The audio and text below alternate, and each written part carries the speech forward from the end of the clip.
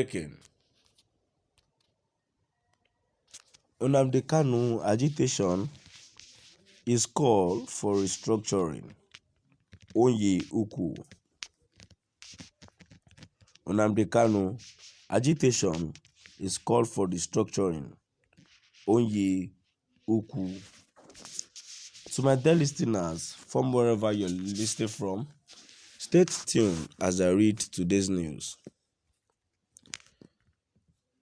Satempu Ogueri Onye Ukwu, a fellow of the Chartered Institute of Accountants (FCA), is a leader of the All Progressives Congress (APC) in Imo State. He is also a political analyst, social crusader, and philanthropist. He is national leader, Turning Point Youth Empowerment Initiative, and former candidate Mbatoili Ikeduru Federal Constituency. He spoke to Ejikeme Omenazu on crucial national issues. Excerpt.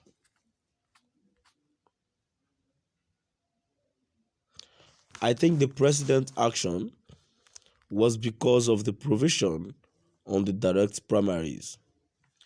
Whether you have direct or indirect primaries, the issue is with political parties and the operators of those parties, you and I, as long as we have not changed our orientation, no matter the option chosen by any party. It is still subject to manipulations by the money bags in the political parties and political space. There have been situations where businessmen donate money to political parties and their candidates during elections. They donate to the big parties to ensure that any of them that wins will do business with them. We are good at breaking the law. However, the president, having promised to bequeath a free, fair, credible, and transparent election to Nigerians and the National Assembly, having passed the bill, should have assented to it. Now that he has withheld assent, blame will now be heaped on his doorstep. If the elections in 2023 are short of transparent, credible, free, and fair, it is my candid opinion that the major problem is our inability to limit the number of political parties to maximum in five and a minimum of 2. The issue of having many political parties is not helping the growth and development of our democratic system. The government has indicated interest to remove petroleum subsidies in 2022.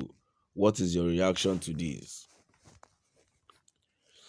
The president in the past has been Minister of Petroleum.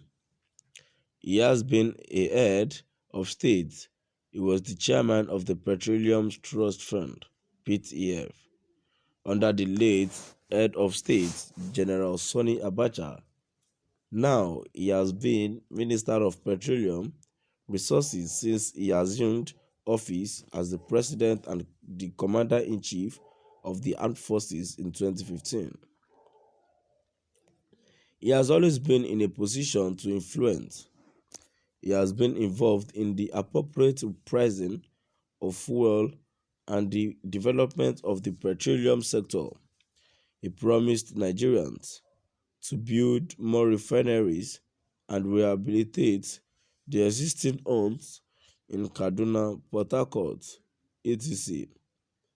Those promises have been fulfilled in the breach removal of subsidy on petroleum, particularly fuel, is the most socially destabilizing, but the best economic policy this government must take for the economic survival of this country. The cabal involved in importation of fuel, round-tripping, smuggling, over-invoicing, and corruption in this industry seem to have demystified President Buhari. Without the removal of subsidy, none of the refineries will work and no new ones will come on stream. Since the same cabal will frustrate this effort, Buhari, the non the no-nonsense incorruptible soldier, has been demystified by the politicians and the fantastically corrupt petroleum subsidy cabal, who are said to stay in their palatial mansions in choicest areas of the country and raise invoices, get them pushed through the system, get paid without adding value to the system. This system has been so entrenched that it runs through the entire industry. It is conspiracy at its best. Even the agencies that are supposed to be the watchdogs are said to be deeply involved. The way out is the removal of subsidies on fuel. This will cause a lot of social dislocation.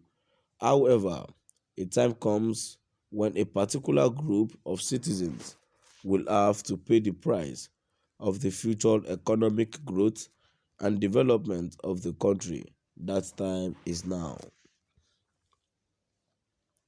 The question of youth unemployment in the country is disturbing. Where do Nigerians go from here? Well, one of the manifestations of youth unemployment in this country is the EndSARS protest of October 2020. The impact of that protest has not fully settled. Presently, there are about 200 universities graduating youth every year. The polytechnics and the colleges of education are more in number. The empowerment of the youth by the various governments and agencies advertised in television, radios, and the print media can best be described as a scam. Expectedly, youth empowerment must be aimed at making the person self-employable. The MSME all over the world constitutes the engine of massive economic growth and development, where the fundamentals that can aid the sustainability of this group of industries are lacking, then the foundation is faulty. The current state of affairs in his country cannot guarantee the establishment, nurturing growth, and development of MSME. The economy is choking everybody. Even the few remaining multinationals are relocating to somewhere else and use this country as a market.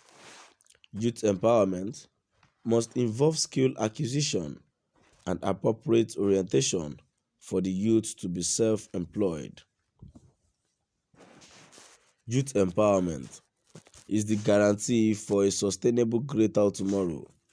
We can only neglect this to the peril of the nation and future generation as youth unemployment officially put at 33.3% by the National Bureau of Statistics (NBS) is a ticking time bomb.